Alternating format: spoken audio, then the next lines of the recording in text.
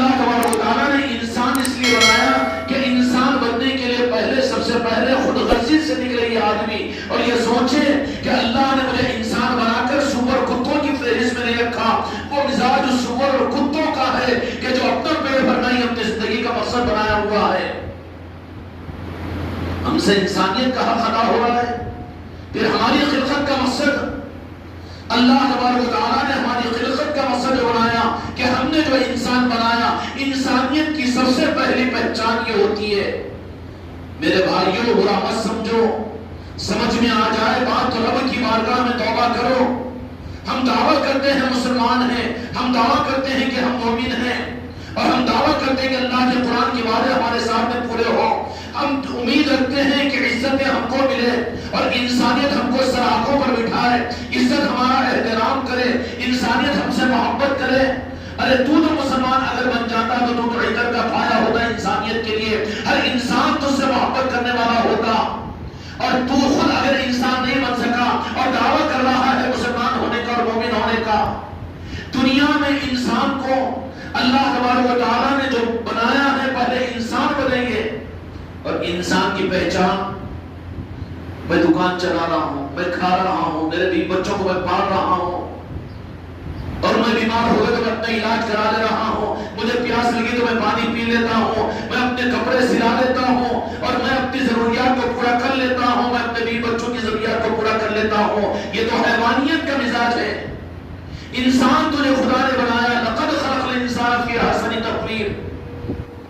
تو اس کا مطلب کیا کہ انسانیت کی بنیاد کا سب سے پہلی منزل یہ ہے کہ انسان خود غرضی سے نکل جائے اور وہ یہ سوچے کہ اللہ نے مجھے انسان بنا کر پیدا کیا تو صرف اپنی پیٹ پوجا کے لیے نہیں, اپنی غرض کے لیے نہیں, اور صرف اپنے مفاد کے لیے نہیں, بلکہ رب نے مجھے انی جاعل فی الارض خلیفہ کہ فرشتوں کے سامنے اعزاز کے طور پر فرمایا کہ ہم نے روئے زمین پر اپنے خلیفہ کو پیدا کرنا چاہ رہا ہے. یہ خود پرست خلیفہ اپنے آپ کو بولے, ارے اس کو تو اپنے کو مسلمان کہنے کا حق نہیں ہے جس کی زندگی کا مقصد صرف خود کی پیٹ پوجا ہو, خود کے اغراض ہو, خود کا گھر ہو اور خود کا خاندان ہو. توبہ کرو, پہلے انسان بنو, بعد میں مسلمانیت کا دعویٰ کرو. پھر انسان کسے کہتے ہیں؟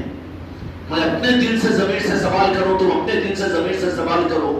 ہمیں انسان نہیں بن سکے اور دعویٰ کرے کہ مسلمان تجھے حق کہاں ہے؟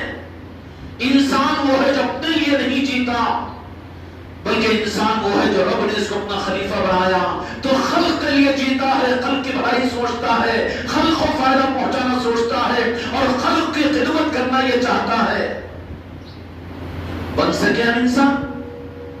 ہماری محنت, ہماری دکان, ہمارا مال, ہمارا پیسہ, ہمارا سب کچھ, ہماری محنت, میری پیٹ, میری ضروریات, میرا گھر بن جائے, میرا گھر بن جائے, میں اپنے لیے جی رہا ہوں, اپنے لیے ہی جی رہا ہوں. ایک ایک سانس, دن کے اجالے, رات کے اندھیرے, کیا ہے فکر؟ بس میرا میرا میرا میرا میرا.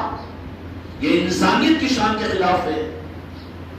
انسان کون ہے؟ پھر اللہ نے انسان بنایا تو سب سے پہلے یہ خود غرضی کو اپنے اندر میں سے نکالو کہ میں اپنے لیے نہیں بلکہ میں تو خالق کائنات کی وہ عظیم مخلوق اللہ نے کہ جس کے وجود پر, میرے وجود پر خدا نے قسم کھائی, لقد خلقنا الانسان فی احسن تقویم. اللہ نے اس انسان کی تخلیق اور اس کی عظمت پر خدا نے, رب نے قسم کھائی, تو کوئی تو وجہ ہوگی جو رب قسم کھائے. ہم انسان نہیں بن سکے ابھی اور دعویٰ کر لیں کہ یہاں مسلمان ہیں, ہماری قدر کی جائے, اور ہم اس بات کی امید رکھیں انسانوں سے کہ لوگ ہماری تعظیم کریں, ہماری عظمت کریں. نہیں, ابھی اس مقام پر تو پہنچا ہی نہیں, انسان ہی نہیں بن سکا. اور انسان بننے کے لیے کڑوی گولی ضرور ہے, دعوے بہت اچھے لگیں گے, میں تم کو بہت خوش کر دوں کہ ماشاءاللہ تم مومن ہو اور تم حاجی ہو, تم نمازی ہو, تم مرید ہو, تم غوث و خواجہ کے ماننے والے ہو, اور تم اہل بیت اطہار کے ماننے والے ہو, اور تم اسلام کے مدعین ہو, اور تم حاملین قرآن کہہ رہے ہو. ٹھیک ہے, سب کچھ ہے, لیکن پہلے تو یہ اپنی زندگی سے ثبوت دے کہ میں انسان میں بن سکا کہ نہیں بن سکا. انسان نہیں بن سکا تو اس کے آگے کے تقاضے اور اس کے آگے کے دعوے یہ تو باطل ہوں گے. بن جائے اٹینڈر اور دعویٰ کرے کلیکٹر ہونے کا, منہ پر جائے گا اس کے؟ وَلِلَّهِ عِزَّتِي وَلِرَسُولِهِ وَلِلْمُؤْمِنِينَ، رب العالمین نے قرآن مجید میں فرمایا کہ عزتیں میرے لیے، للہ رب العالمین، وَلِرَسُولِهِ میرے مقرب بندوں کے لیے، انبیاء کے لیے، وَلِلْمُؤْمِنِينَ عزتیں ملے گی تو اس روئے زمین کے اوپر مومنین کو ملے گی۔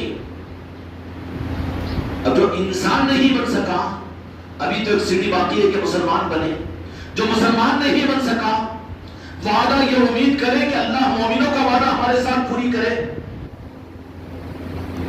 بھئی خام خیالی قدر میں جینا ہے کہ نہیں ہے؟ پلٹو اپنے آپ کو، پلٹا اور انسان بناؤ پہلے اپنے آپ کو۔ اور انسان کے، سچے انسان کی پہچان صرف یہ ہے کہ تم اپنی غرض کے لیے جینا بند کر دو اور اپنی دنیا کو، اپنے تقاضوں کو، اپنے پیٹ کو، اپنے ضروریات کو رب کے حوالے کرو۔ الحمدللہ رب العالمین۔ کیا پایا نماز میں سورہ فاتحہ میں رب العالمین نے؟ یہ کس چکر میں ہے کہ انسان بن نہیں سکا مسلمان ہونے کا دعویٰ کرے اور مسلمان بن نہیں سکا مومن ہونے کا اللہ سے مطالبہ کرے؟ اللہ کو عزتیں کیوں نہیں مل رہی ہے؟ ہماری عزت پر ہاتھ کیوں ڈالا جا رہا ہے؟ ہم کو ذلیل کیوں کیا جا رہا ہے؟ ذرا اس کے بجائے اندر میں بھی تو جھانکنے کی کوشش کر۔ میرے بھائیوں، خانقاہ کی تعلیمات کو ذرا دل گردہ رکھ کر سننے کی ضرورت ہے۔ یہاں پر ایک نظام دیا جاتا ہے کہ اپنے آپ کو، رخ کو صحیح کریں، ورنہ تیرا دھوکہ تیری قبر میں نہیں چلے گا۔ تیرا مسلمانوں کے قبرستان میں دفن ہونا اور تیرا خطرہ کے ساتھ میں قبر میں جانا وہاں پر نہیں چلے گا، بلکہ وہاں پر تو یہ سوال کیا جائے گا، من وہاں پر اللہ تبارک و تعالیٰ تو اپنے محبوب کے ذریعے سے یہ سوال کروائے گا، ما تقول هذا الرجل محمد صلی اللہ علیہ وسلم، کہ مومن بن کر آیا کہ نہیں بن کر آیا؟ یہی ایک سوال ہوگا، اس میں شک پیدا ہو جائے گا، لادری کہے گا تو پھر کاغا کس قوم کا تھا؟ تو پھر من نبیوں کا سوال ہوگا، من اسلام کا سوال ہوگا، پھر بھی شک میں آ گیا تو پھر بھی اللہ کو بھی ماننے والا ہے کہ نہیں؟ قبرستان تو مسلمانوں کا ہے، 11 میٹر کے کفن میں آیا ہے، نماز جنازے امام اور مولوی پڑھا کر دفن کیا ہے، اور تم یہاں خلقناکم یہ پڑھتے ہوئے تیری قبر پر مٹی ڈالی گئی ہے، لیکن قبر کے 3 فٹ کے نیچے یہ تیرے اوپر کے دعوے نہیں چل سکتے، بلکہ وہاں تو پوچھا جائے گا کہ مومن بن کر آیا ہے کہ نہیں آیا ہے؟ دھوکہ کھلے گا کہ نہیں کھلے گا؟ اچھا ہے اس سے پہلے کھل جائے، اچھا ہے اس سے پہلے رخ کو صحیح کر لے، اچھا ہے اس سے پہلے اپنے رخ کو صحیح متعین کر لے، یا کم از کم اپنی اصلاح کی فکر ہمارے اندر پیدا ہو جائے۔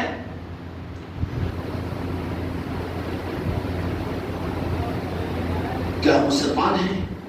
ہمارا دعویٰ ہے، میں تقریر کروں بہت اچھی لگے گی آپ کو، امت جوش میں آ جائے گی اور امت بہت خوش ہو جائے گی، لیکن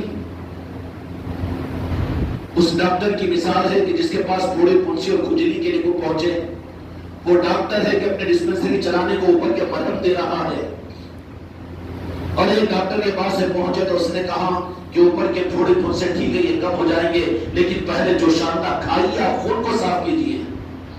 اب یہ بات تو لگے گی کہ تھوڑے پھنسی جلد کے اوپر کھجائی آ رہا ہے اور یہ پلا رہا ہے جو شانتا دوائے، اور وہ کہہ رہا ہے ہم تھوڑے پھنسی کی بات کر رہے ہیں اور یہ ہے کہ خون کی خرابی کی بات کر رہا ہے، خون کس نے دیکھا؟ ارے عقل اگر ہے، قرآن و حدیث اگر تیرے پاس میں ہوگا تو تجھے رجوع کریں گے اپنے خون کی طرف میں، تیری نسبتوں کی طرف میں، تیرے ایمان کی طرف میں، تیرے مسلمان ہونے کی طرف میں۔ یا ایھا الذین آمنوا وآمنوا، اے ایمان والو ایمان لاؤ، جس کو ایمان کہتے وہ نہیں، ایسا ایمان جیسا کہ رب چاہتا ہے۔ اور رب کون سا ایمان چاہتا ہے؟ خدا کی قسم رب صرف ایک ہی ایمان کا رنگ چاہتا ہے، صبغۃ اللہ و صبغۃ الرسول۔ کان کھول کر سن لو مسلمانوں، کوئی اور رنگ میں اللہ تم کو دیکھنا نہیں چاہتا۔ قرآن کہتا ہے کہ میرے محبوب کے رنگ میں تم نظر آؤ، تمہارا اٹھنا بیٹھنا چلنا پھرنا، تمہاری تنہائیاں تمہارے مجمع، اور تمہارا اظہار، تمہاری خوشی اور تمہارا غم صرف غلام مصطفیٰ کی صورت میں رب دیکھنا چاہتا ہے۔ میرے بھائیوں اور میرے دوستوں، میرے بزرگوں، اللہ تبارک و تعالی ہم کو اور آپ کو یہ خانقاہیں کیوں ہیں؟ یہ سلاسل کا نظام کیوں ہے؟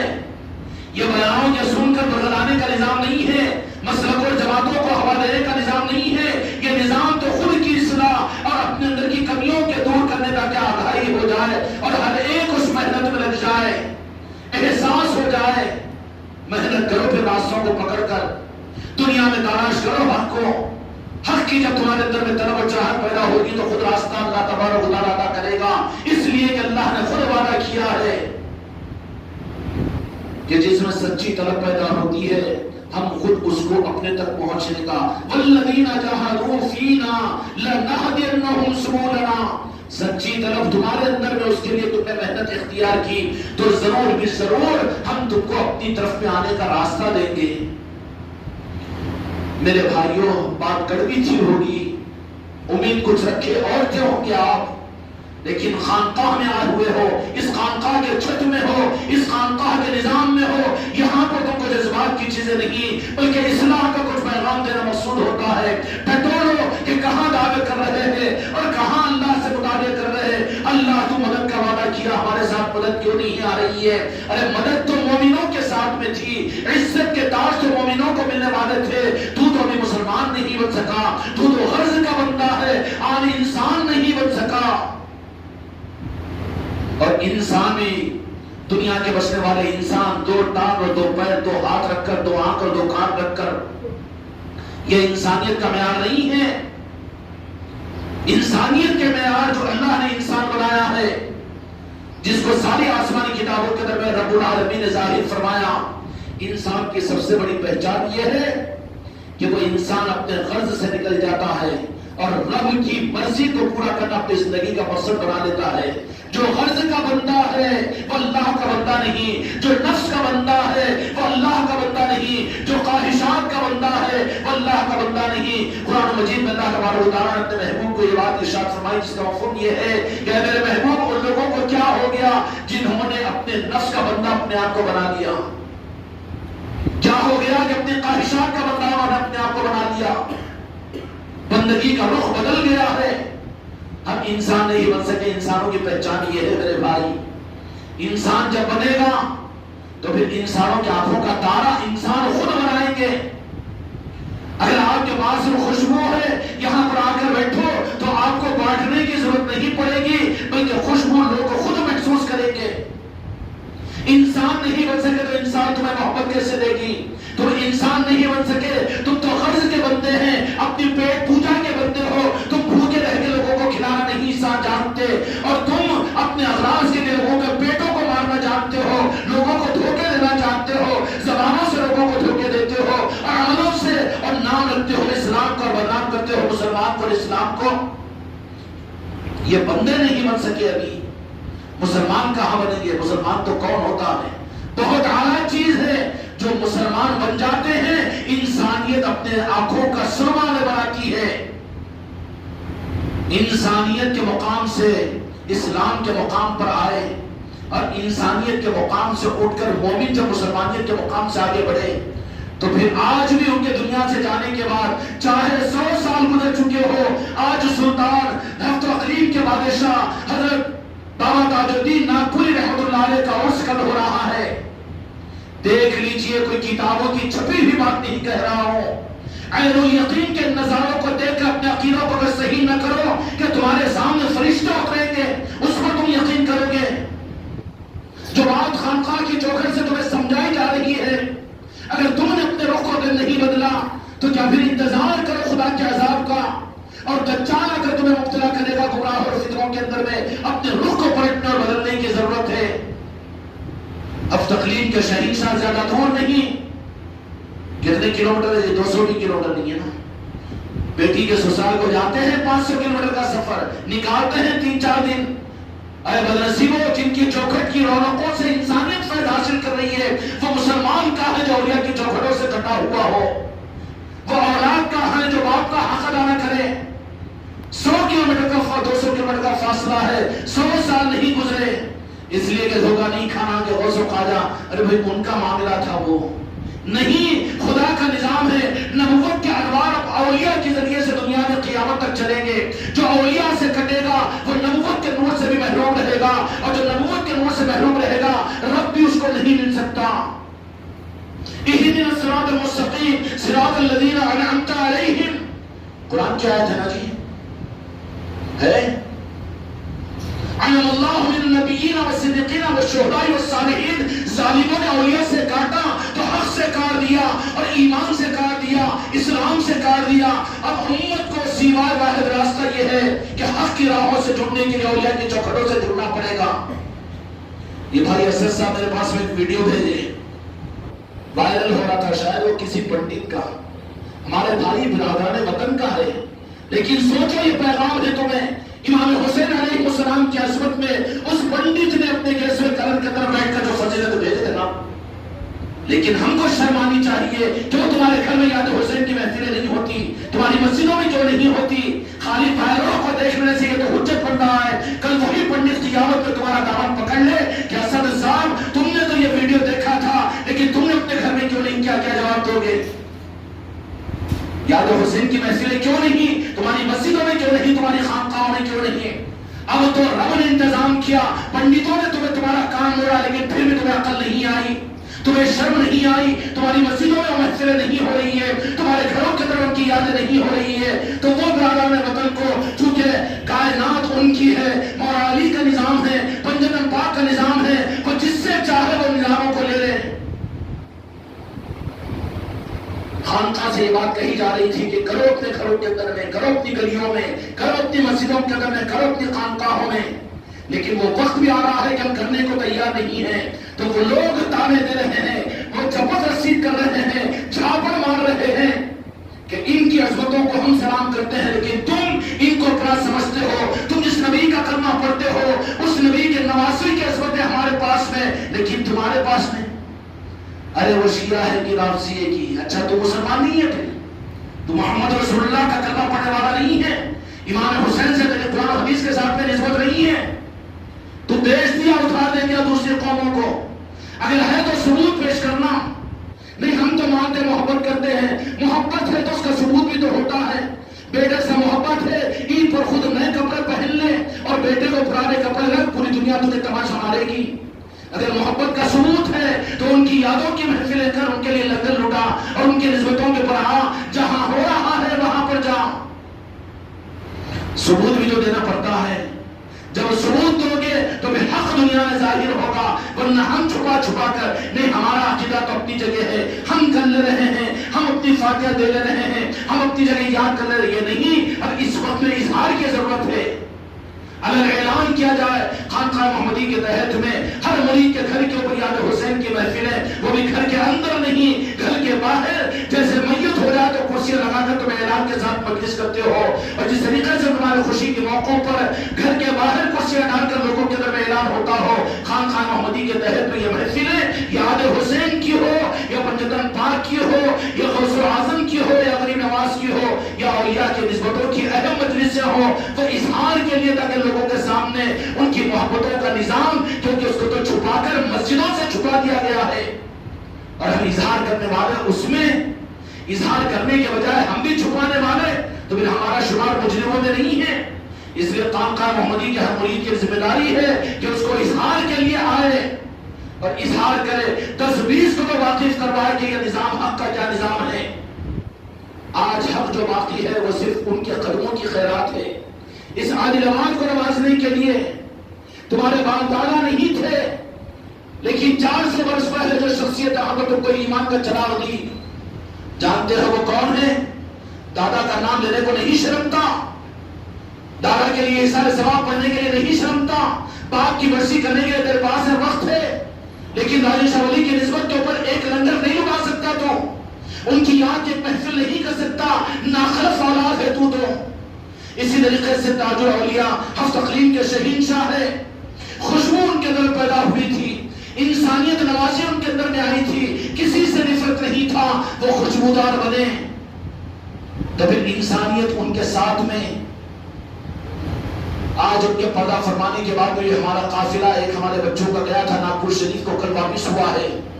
بچوں کا تاثر یہ تھا کہ لوگ فریفتہ ہو کر بوڑھے بوڑھے ضعیف برادران وطن وہ انسان تاج الاولیاء کی بارگاہ کے اندر میں عقیدتوں کے پھول نچھاور کر رہے ہیں۔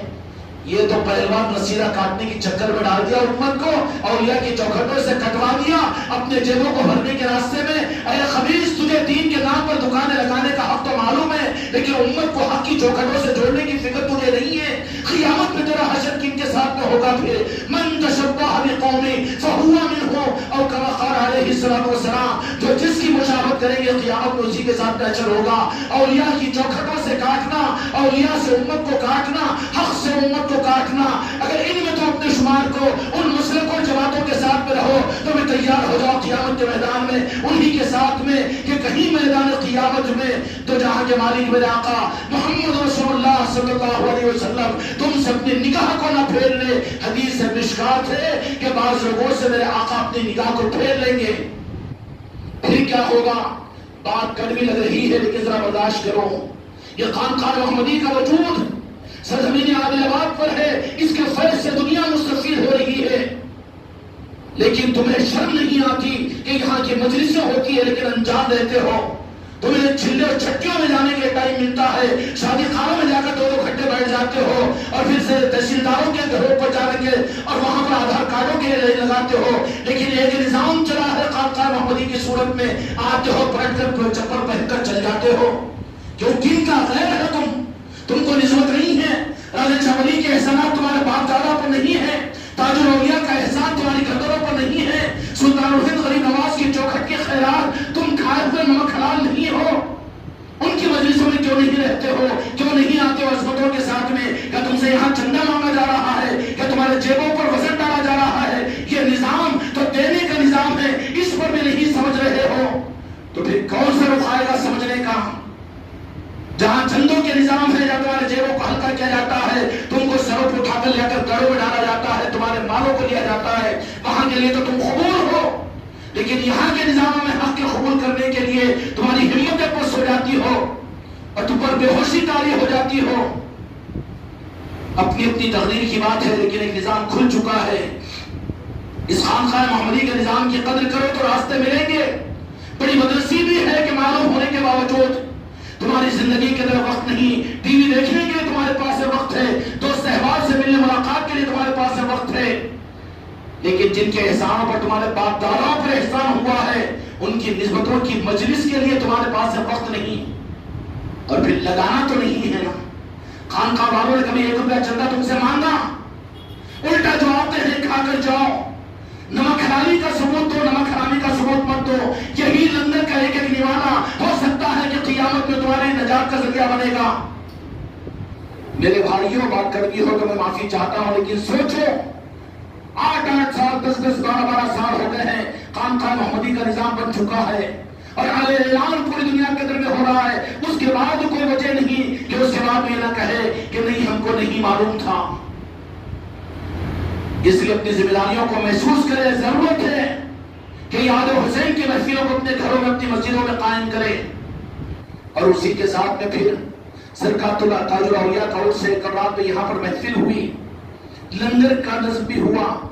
हमारे बच्चों ने कहा कि वहां पर हमने देखा तो बुरादान वतन का हाय हाय, जो अपने थे वो तो वजू करते रह गए, दूसरों ही ने आके नमाज जनाजा पढ़ ली। औलिया के साथ भी तारीख रही है कि उनकी हयात में भी अंबिया की मुखालिफत करने वाले काफिर और मुशरिक थे, ईमान वाले साथ देने वाले थे, लेकिन पंजतन पाक आले अली और औलाद अली और औलिया की मुखालिफत में ये एक बदनुमा दाग है, दिल का फोड़ा है, आपके सामने रख रहा हूं।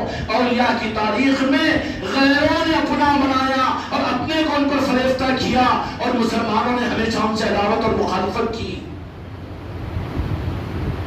मेरे भाइयों, ये मुखालिफत तुमको कहीं क़यामत के मैदान में महरूम न कर दे, क्योंकि वहां तो ऐलान होगा मन तशब्बह बिक़ौमिन फ़हुवा मिनहुम। इसलिए सोचो मैदान क़यामत को, जिनके एहसान के सदक़े में तुम्हारे करीब में हफ्ते हलीम किए शहीन शाह यहाँ पर मौजूद है, वहां की हाजिरी को अपनी सादत समझो।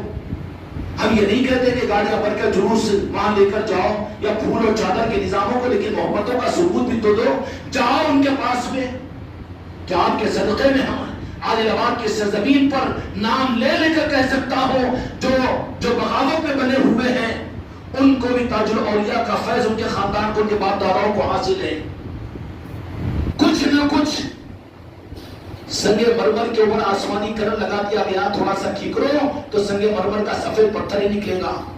अभी खत्म नहीं हुई निस्बत उम्मत के अंदर से। कसम देकर पूछो, तुम्हारे बाप, तुम्हारे दादा, तुम्हारा नानी, मेरे अल्फाज को माफ करे बेअदबी न समझे, لیکن سمجھ میں آئے گا کہ اولیاء سے جڑے ہوئے تھے، اولیاء کی محبتیں تھی.